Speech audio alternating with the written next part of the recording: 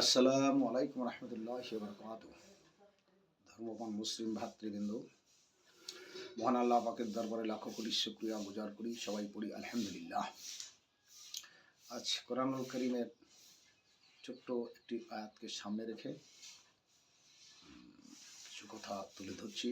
জুমার দিনে সবাইকে জানাই জুমাবারের শুভেচ্ছা। কোরআনুল কারীমের সূরা তাওবার ৩ নম্বর আয়াতে আউযু বিল্লাহি মিনাশ শাইতানির রাজিম বিসমিল্লাহির রহমানির রহিম ওয়ারাতিলিল কুরআনা তারতিলা। কোরআনকে স্পষ্টভাবে পাঠ করুন।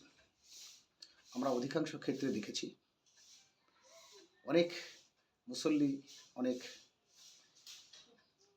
হাফেজ, অনেক মানুষ, অনেক মুসলিম আমার ভিতরে অনেকেই পড়ে আলহামদুলিল্লাহ, অস্পষ্ট অর্থ পাল্টে যায়।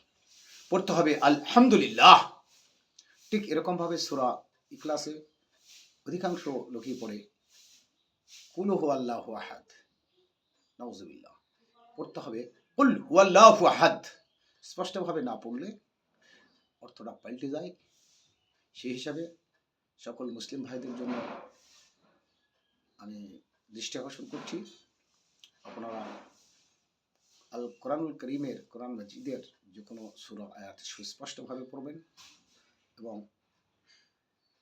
আমার এই এমডি হামিদ চ্যানেল, ইউটিউবের চ্যানেলটি সাবস্ক্রাইব করে লাইক, কমেন্ট, শেয়ার করবেন। পরবর্তীতে আপনাদের সাথে যেন আমি থাকতে পারি, ছোটোখাটো বিষয়গুলো তুলে ধরতে পারি বলে আপনাদেরকে আবারও শুভেচ্ছা শেষ করছি। আসসালামু আলাইকুম রহমতুল্লাহ।